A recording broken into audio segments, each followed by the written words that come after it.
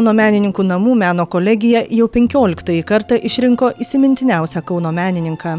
Įvairios kūrybinės sąjungos 2012-aisiais pasiūlė 7 svariais darbais metus palydėjusius kūrėjus. Nugalėtojų tapo rašytojas ir poetas Donaldas Kajokas už naujausią romaną Ežeras ir kiti jį lydintys asmenys. Įsimintiniausio Kauno menininko rinkimai yra išskirtiniai, nes laureatus renka patys menininkai. Tai ne tik pripažinimas, tai pačių menininkų padėka savo kolegoms už reikšmingiausius metų darbus. Kai apdovanoja tave vien tavo cecho atstovai, tai yra viena, kai kolegos ir iš kitų menų, tai yra tarsi tave į kažkokį kultūros lauką įtraukia, jau platesnį, tai yra labai malonu ir miela man. Kai manęs klausė ir apskritai apie ką tas romanas, aš sutrinku, nežinau, nes jame mano galva yra daug kažkokių visokių lygmenų, klodų, kur aš negaliu nei vieno išskirti ir iškelt aukščiau už kitą. Yra siužetinė linija, kuri dirba savo darbą. Yra kažkokie filosofiniai pasvarstymai, kurie ten irgi įsikomponuoja. Kai kurios mintys eina per vaizdą, kai kurios, sakyčiau, dar per visus struktūrų sukibimus. Daug tų visokių dalykų. Tada aš paprastai sakau, tas romanas yra apie viltį, tikėjimą ir meilę. Nacionalinės kultūros ir meno premijos laureatas per 3 kūrybinio darbo dešimtmečius išleido 14 įvairaus žanro knygų. Išties įspūdingas ir jo literatūrinių apdovanojimų sąrašas. Ir nors pastaruoju metu šalia jau įprastų poezijos esė rinktinių, rašytojo plunksna vis dažniau krypsta į prozą, save Donaldas Kajokas vis tik vadina poetu. Man visi žanrai yra mieli ir geri, bet save vis dėlto labiausiai laikau poetu. Ten, man atrodo, kažkaip taip. Tose struktūrose, poetinėse aš kažkaip tai laisviausias jaučiuosi. Ir jos man labiausiai byloja. Labiau negu kad prozos struktūros ar panašiai.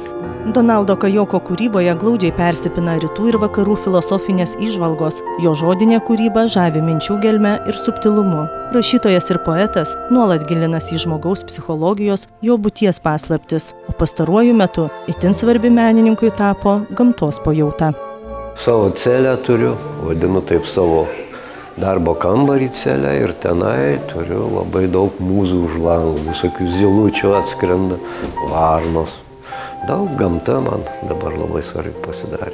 Vadinama mieste ar civilizacijos terpėje yra labai daug kažkokių tai melagingų virpesių, kuriuos gali vienus praleisti, kitus pasiimti kaip kažkokius tau svarbius, o gamta praktiškai visą laiką vibruoja tuo teisingu kažkokiu dažniu į tave. Ir tada nereikia nieko atsisakyti, atmetinėti, tiesiog gali viskas imti. Ir tai yra geriausios bangos, geriausia vibracija. Gamta tai yra natūralumas, tai yra tikrumas galų gale. Nereikia nieko atmetinėti, viską gali priimti. Pasveikinti įsimintiniausią menininką bei pasidžiaugti naujuoju jo romanu susirinko gausus kolegų būrys. Tarp jų ne vienas ankstesniųjų metų įsimintiniausias, kurio vardas jau įrašytas skulptoriaus Stasio Žirgulio sukurtoje sparnuotoje kolonoje. Džiugu, kad egzistuoja tokia nominacija įsimintiniausio Kauno menininko, nes mieste menininkams nėra tiek pakankamai skiriama dėmesio. Kartais menininkai marginalizuojami, stumiami į paraštės ir įsimintiniausio Kauno menininko rinkimai yra toks gražus renginėlis, gražus bakstelėjimas pirštu į vieną tų menininkų. Tik tai man kartais kyla klausimas, kodėl vienais ar kitais metais būtent tas menininkas būna įsimintinas. Ar kitais metais jo niekas neįsiminė, tik šiais. Ir atkreipkim dėmesį į tai, kad šiais metais apdovanojamas Donaldas Kajokas poetas, bet už romaną. Kas poetai apskritai neturi rašyti romanų, nes jie to daryti nelabai moka. Bet Donaldas Kajokas yra ne tik poetas, bet ir mąstytojas. Ir tai yra visgi ne prozininko, o poeto ir mąstytojo romanas. Ir, ką aš galiu pasakyti Donaldui Kajokui, galiu pasveikinti pagaliau Kaune tapus įsimintiniausiu. nes Donaldas Kajokas yra viena tokių pačių Kauno vertybių, kaip kokia Prisikėlimo bažnyčia ar soboras. Nes žmonės yra irgi miesto vertybės, žmonės išeina, soboras ir bažnyčia aišku liks, bet manau, kad Donaldo darbai Kaune liks dar labai labai ilgam. Pirmasis dalykas, ko negalima sieti su Kajoku, tai yra masiškumas.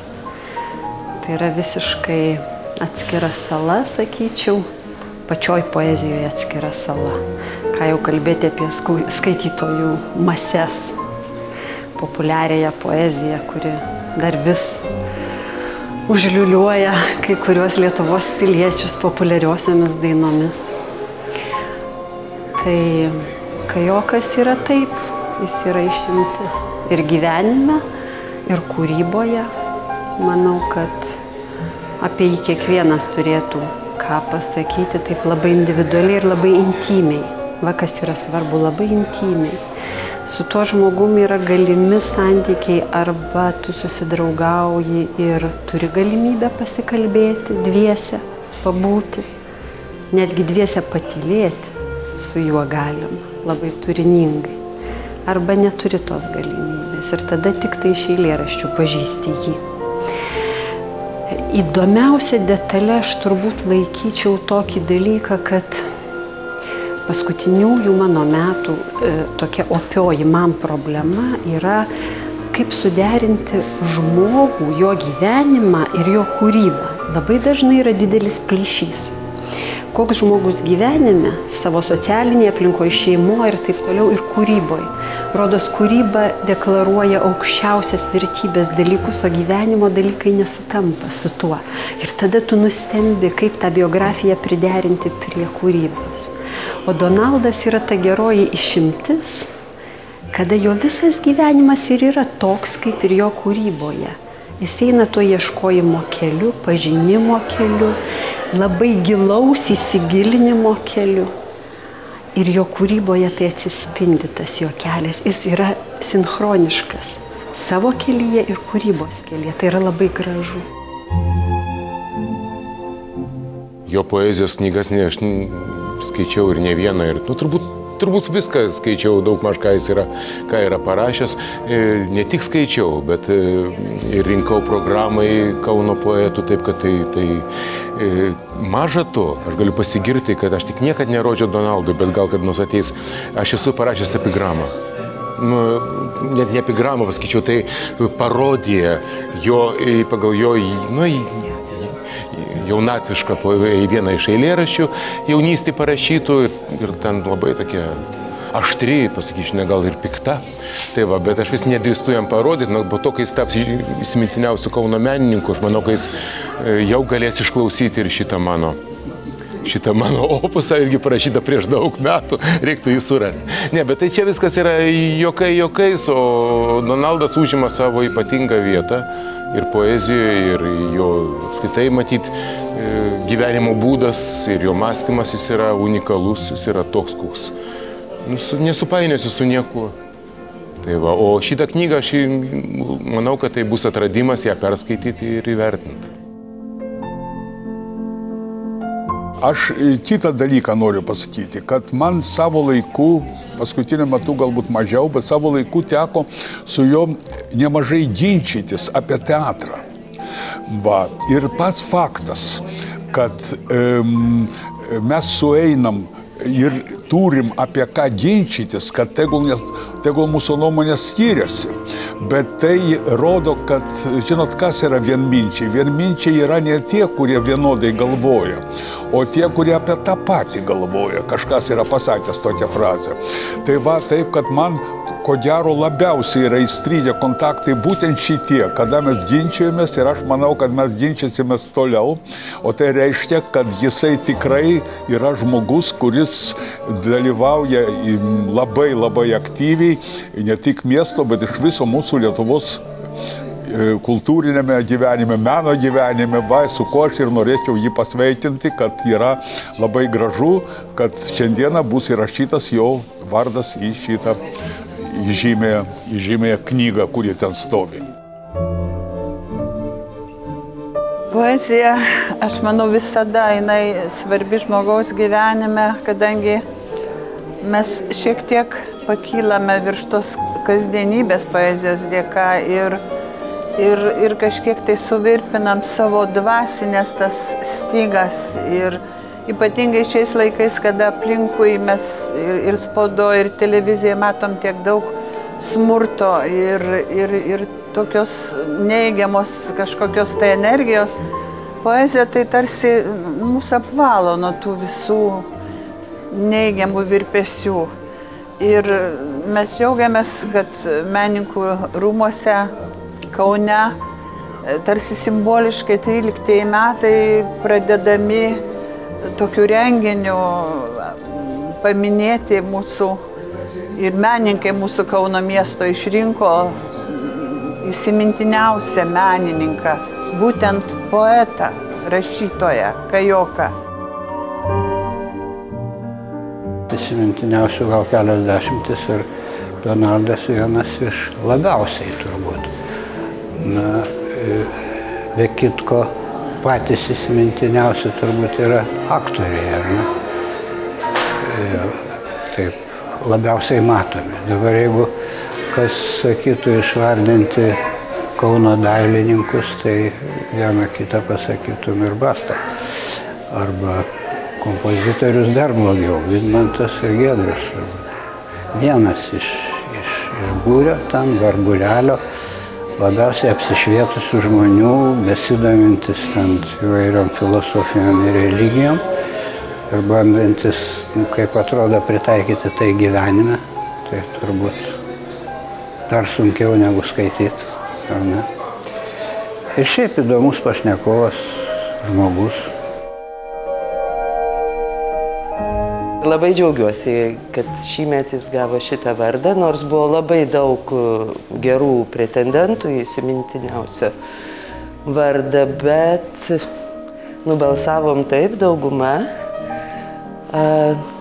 Buvo ir Auros 30-metis ir vadovė pretendentė Letukaitė ir Bružaitė, kompozitorė ir taip toliau, bet vis tik šitas svarus ir paslaptingas romanas Kajoko nugalėjo. Tiek ten fantazijos, tiek išmonės, drąsos laužyti mūsų stereotipus. Tai va, labai džiaugiuosi.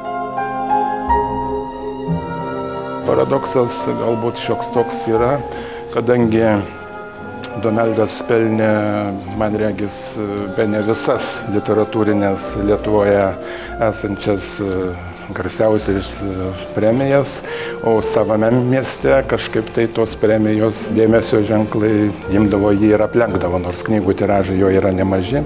Jis yra populiarus, žinomas, skaitomas ir netgi šioje salėje, kada vyko romano Ežeras ir kiti lydintys asmenys pristatymas, tai čia, žodžiu, buvo salė pilnutėlė.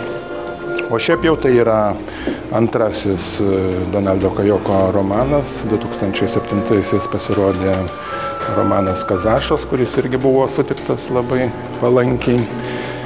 O prieš tuos romanus vėlgi būta įdirbio ne tik kaip poeto, bet ir kaip prozininko, kadangi jisai daug metų rašo esė. Pasirodė esė knygos tokios kaip Dykinėjimai, komentarai, Lietaus migla Lūkalne, taigi būta nemažo įdirbio. Ir kiek man žinoma, šiuo metu Donaldas irgi rašo ne tik eilėraščius, bet ir ilgokai kasdien sėdi prie naujo romano.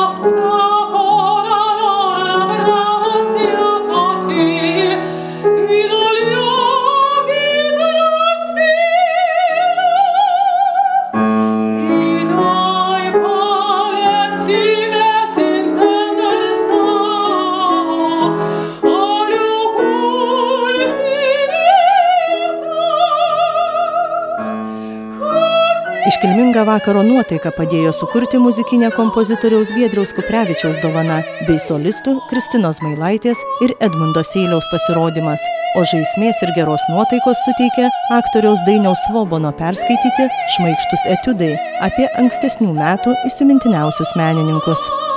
Apie Antinį ir kitus. Kartą atbėgo uždusęs mažasis Antinis pas tėvą Antinį ir išrėkė: "Tėveli, duok greitai 50 kapeikų, cirkas atvažiavo." Susirūpinęs Antinis tėvas ilgai rausėsi po kišenės, bet 50 kapeikų nerado. Rublį davė ir sako: "Atneši vaikelį greitai gražos." Ir nubėgo mažasis Antinis į cirką. Tai buvo ne koks kiniškas cirkas, o tikras Maskovski cirk su pačiu Kijo priešakyje. Nepatiko mažajam Antiniui nei liūtai, nei akrobatai, nei su dviračiais važinėjančios meškos, net rusiškai kvatojantis klaunai jam didelio įspūdžio nepadarė. O štai Kijo juodoji dėžutė, kurioje daiktai tai pranykdavo, tai vėl atsirasdavo, visiškai užbūrė mažąjį Antinį. Keisčiausia šioje istorijoje tai, kad, pavyzdžiui, kiti žmonės, jeigu vaikystėje norėdavo būti šoferiais, tai tapdavo suvirintojais, o tie, kas norėdavo tapti kosmonautais, tapdavo alkoholikais, panašiai ten. O mažąjį Antinį juodosios dėžutės vizija lydėjo visą likusį gyvenimą. Ir kuo tik jis savo gyvenime nebuvo, ir skulptorium, ir rašytojum, bet slapčia vis galvoja apie ją, apie juodąją dėžutę. Ir vieną dieną jis ją sukūrė. Sukūrė ne šiaip savo dėželę, o visą juodą kambarį. Sukūrė ir pagalvojo, reikėtų kaip nors tą mano juodąjį kambarį išbandyti. Sukvietė Antinis, dabar jis jau tikras vyras Robertas, ką tik galėjo. Pasižiūrėti naujojo Antinio kūrinio sugužėjo dailininkai, rašytojai, aktoriai, muzikantai ir beveik visa miesto taryba su Kupčinsku priešaky. Pirmas į kambarį baimingai susikaupęs įėjo Kupčinskas. Taryba iš paskos įėjo ir neišėjo. Paprasčiausiai dingo tame juodame kambaryje. Pagalvojo, kad čia kažkoks užposas, į kambarį sulindo Miliūnas, Kniukštaitė, Onaitytė, Rūta Staliliūnaitė, Čarna, Vilčinskienė, kad būtų drąsiau įsikabino straugai į rankovę. Kažkaip tai neramu pasidarė šiapus to kambario likusiems. Visi galvojo, tai kągi ten taip veikia visą Kauno miesto tarybą su Kupčinsku, tais vargšais dailininkais, menininkais visais. Patackas tada pradėjo nervingai deklamuoti Brazdžionio Rudnosiuką. Prie jo taip lėtai žingsniuodami link juodojo kambario prisijungė ir Čepauskaitė su Navaku. Kambarys ir juos prarijo, kartu su visų Brazdžioniu ir Rudnosiuku.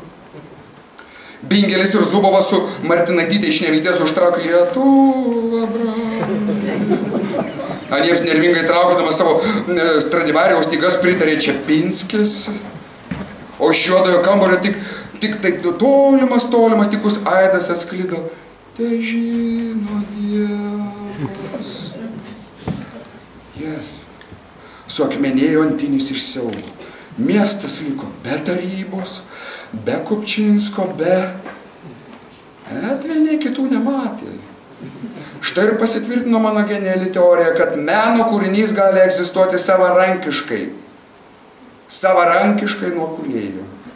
Tyliai prašnapždėjo, bet po kurio laiko, truputį pralinksmėjęs, gudrės akelės primerkęs tarė: "Pagaliau galėsiu akivaizdžiai įrodyti, kad performansai bei instaliacijos tai pasaulinio meno ateitis. Tai jums ne kažkokia tapyba ar simfonijų bei romanų rašymas. Atgyvena visą tai. Naujų formų reikia ieškoti." Ir nuėjo Antinis ieškoti, o tiksliau kurti ne juodojo kambario, o juodojo namo. Dėkoju labai kolegijai ir supratau, kokią išmintingą jie išeitį surado. Vis dėlto, nes sakė, kad iš tiesų tenai, sakė, visi ar beveik visi verti, tai vis dėlto priėmė sprendimą, kad tam, kuris mažiausiai vertas, o tam ir reikia duoti. Tikrai labai protingas sprendimas.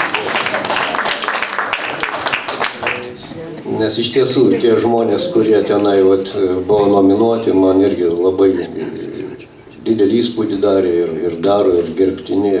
Aš net nesupratau, kodėl taip atsitiko, bet kadangi esu dabar toks laisvas žmogus, jau niekur netarnaujantis, lyg ir kaip laisvas menininkas, turbūt tai ir dabar elgsiuos laisvai. Ir pabaigoje pabandysiu vis dėlto pasakyti vieną eilėraštį. Tai irgi tam tikras santykis su daugeliu reiškinių ir su taip, kaip dabar gyvenu. Tai yra 8 eilutės.